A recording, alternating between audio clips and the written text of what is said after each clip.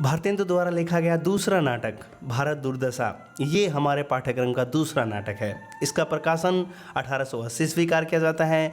कुछ विद्वान मानते हैं इसका प्रकाशन जो है 1875 में हुआ था। इस नाटक में 6 दृश्य हैं जिनको आप स्थान वाइज देख सकते हैं। मैं इनके स्थानों के नाम आपको बता देता हूँ। पहला है बिथी, फिर है शमशान, फिर मैदान, कमरा, किताब खाना और गंभीर वन का मध्य भाग। ये इसके अंकों का स्थल रहेगा। इसके पात्रों की अगर मैं बात करूं तो भारत है, भारत भाग्य है और भारत दुर्दैव जो अंग्रेज़ों का प्रतीक है, निर्लजता, आशा, रोग, सत्यानाश, फौजदार है, आलस्य, मदिरा, अंधकार, सभापति, बंगाली, महाराष्ट्र, एडिटर, डिसलॉयल्टी जो राजद्रोह का एक भूमिका में निकल करके सामने आता है। ये इनके पात्र हैं। इन नाटक की जो विशेष बातें हैं वो आपको बता देते हैं। तत्कालीन भारत की दुर्दशा का चित्रण इस नाटक में किया गया है। मंगलाचरण जब इस नाटक का होता है तो उसमें भगवान श्री कृष्ण के कल की अवतार का वर्णन किया गया है। नाटक में अंग्रेजों के लिए एक शब्द का इस्तेमाल किया गया है जिसको आप मलिच कहते हैं। कवि वचन सुधा का जिक्र भी इस नाटक में हुआ है और वो जिक्र होता है डिसलॉयल्टी पात्र द्वारा। वो 5वें अंक में जिक्र किया जाता है। ब्रिटिश शासन की अप्रत्यक्ष रूप से इस नाटक में निंदा की गई है। बहुत सारे गीत इस नाटक में प्रस्तुत किए गए हैं। कुल मिलाकर के आपस में भेदभाव, जाति का वर्गीकरण, कुमति और आलस्य का वर्चस्व, ये जो अनैतिक रूढ़ियाँ हैं, यही भारत दुर्दशा का कारण यहाँ पर लेखक ने स्वीकार किया है। तो भारतेंदु जी ने इस नाटक में युगीन समस्याओं को उजागर करके उनका समाधान प्रस्तुत किया है। साथ ही प्रत्यक्ष दिखाई देने वाली वर्तमान लक्ष्यहीन पतन की ओर उन्मुख भारत का चित्रण भी इस नाटक में दिखाई देता है।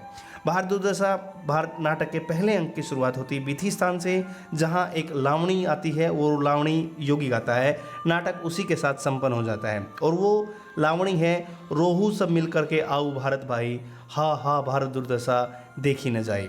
या फिर एक और सावनी गाई जाती है जिसमें अंग्रेज राज सुख साज सबे भारी, पै धन विदेश चली जात यह अति ख्वारी, ये एक और जो गीत कह सकते हैं आप उसमें आता है। उसके बाद दूसरे नाटक की अंक की जो शुरुआत होती है वो शमशान से शुरू होती है। टूटे फूटे मंदिर हैं, कौवा, शेर, सियार, कुत्ता, ये सब वहाँ पर घूम रहे हैं, अस्थियाँ इधर उधर बिखरी पड़ी हैं। ये दूसरे अंक की उसमें शुरुआत में दिखा जाता है। दूसरे अंक में ही भारत का प्रवेश होता है जो इसका नायक भी है, जो कटे फटे कपड़े पहने हुए, सिर पर अर्ध किरीट और हाथ में टेकने की छड़ी लिए हुए सामने हमारे आता है। निर्लजता का प्रवेश भी दूसरे अंक में होता है जिसका सिर खुला हुआ है, ऊंची चोली है, दुपट्टा ऐसा गिरता पड़ता कि अंग खुले, खानंगियों का वेश सा उसका बना हुआ है। और उसके बाद निर्लजता जो है बेहोश भारत को उठाने के लिए बुलाती है आशा को। द्वितीय अंक में ही एक लड़की के वेश में आशा का प्रवेश होता है। तीसरे अंक की शुरुआत होती है मैदान से, जहां से फौज के डेरे दिखाई पड़ते हैं। तीसरे अंक के शुरुआत में ही भारत दुर्दैव का आगमन होता है जो क्रूर आधा क्रिस्तानी आधा मुसलमानी वेश में हाथ में नंगी तलवार लिए हुए आता है। भारत दुर्दैव नाचते हुए गाता है, अरे उपजा ईश्वर कोप से ओ आया भारत बीच, धार खार सब हिंद करूं मैं तो उत्तम नहीं नीच, बू बैर फूट और कलह कराऊं, लाऊं सुस्ती चोर, घर घर में आपस फैलाऊं, छाऊं दुख घनघोर। ये पंक्तियां भी भारत दुर्दैव गाता है। नाटक के तीसरे अंक में ही भारत दुर्दैव के बुलाने पर सत्यानाश आता है और सत्यानाश अपना परिचय देता है। कहता है कि हमने ही लाखों वेश बना करके देश को चौपट किया है, धर्म में आडंबर और छुआछूत फैलाने का काम हमने ही किया है। वो कहता है कि मैंने कभी जयचंद बन करके, कभी हलाकू, चंगेज, तैमूर, नादिर शाह के रूप में हिंदुस्तान को बर्बाद किया है। ये सब सत्यानाश अपने बारे में कहता है। उसके बाद चौथा अंक आता है। चौथे अंक की शुरुआत होती है कमरे से और उस कमरे में जहाँ सारा वह कमरा अंग्रेजी रूप में सजा है, मेज़ लगी हुई है, कुर्सी लगी हुई है, एक कुर्सी पर भारत दुर्दैव बैठा है। तभी रोग का प्रवेश वहाँ पर होता है। भारत दुर्दैव रोग को आज्ञा देता है कि भारत को चारों तरफ से घेर ले। रोग भारत दुर्दैव से कहता है कि भारत को घेरने से कोई काम नहीं, हम ऐसी सेना भेजेंगे जिनका भारतीयों ने कभी नाम तक नहीं सुना हुआ। हम विस्फोटक के साथ साथ हैजा, डेंगू, अपारलेक्सी आदि सेना को भेजेंगे। तो ये सब बातें होती हैं इस नाटक में। उसके बाद चौथे अंक में ही आलस्य का प्रवेश होता है जो मोटा है और जंभाई लेते हुए धीरे धीरे आता है, गज़ल गाता है, दुनिया में हाथ पैर हिलाना नहीं अच्छा, मर जाना पर उठ के जाना नहीं अच्छा। चौथे अंक में सोम की कन्या मदिरा का आगमन होता है जो सांवली सी है, लाल कपड़ा पहने हुए, सोने के गहनों से युक्त और पैरों में घुंघरू बांध करके करके आती है और वो कहती है कि देवताओं ने मुझे सुरा कहा है और मेरे प्रचार हेतु श्रोत्रामणि यज्ञ की सृष्टि हुई थी। चतुर्थ अंक में आंधी प्रवेश करती है और गाती है जय जय कलयुग राज की, जय महाभोज महाराज की। ये आंधी अपनी बात कहती है। आंधी भारदुदय को अपना परिचय बताते हुए कहते हैं कि हमारा जन्म सृष्टि संहारक भगवान तमोगुण से हुआ है तथा चोर उलूक और लपटों की हम एकमात्र जीवन है। 5वें अंक की शुरुआत होती किताब खाना से, जहाँ 7 सभ्यों की एक छोटी कमेटी होती है। सभापति चक्रदार टोपी पहने हुए, चश्मा लगाए, छड़ी लिए हुए 6 सभ्यों में एक बंगाली, एक महाराष्ट्री, एक अखबार हाथ में लिए, एक एडिटर, एक कवि, 2 देसी महाशय वहाँ पर उपस्थित होते हैं। 5वें अंक में सरकार का पक्षधर पुलिस की वर्दी पहने डिसलॉयल्टी का प्रवेश होता है, जो कवि वचन सुधा पत्र का जिक्र करता है।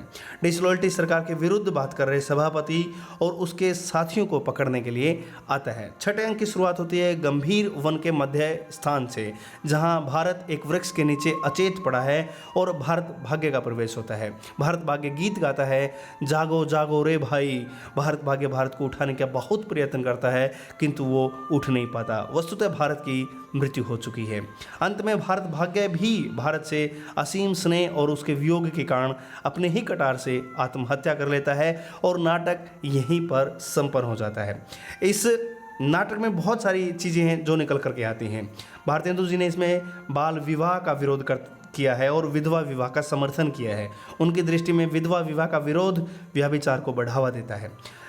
भारत दुर्दशा नाटक का नायक भारत है। यद्यपि नायक जो है चारित्रिक भव्यता और गरिमा की लिहाज से देखा जाए तो कमज़ोर पात्र निकल के आता है, जो शारीरिक तौर पर बहुत खस्ता हालत में है। उसके बाद यहाँ पर लावणी है और वो ढेर सारी चीज़ें जो हमने आपके सामने जिक्र की है। कुछ महत्वपूर्ण कथन हैं जो हम आपको बता देते हैं। जैसे पहले अंक में आपको हमने बता दिया, एक ही जो गीत है वो छोटा सा, रोहू सब मिल करके आओ भारत भाई, भारत दुर्दशा देखी न जाए, या फिर अंग्रेज राज सुख साज सबे भारी, पै धन विदेश चली जात यही अति ख्वारी, ये पहले अंक में होता है।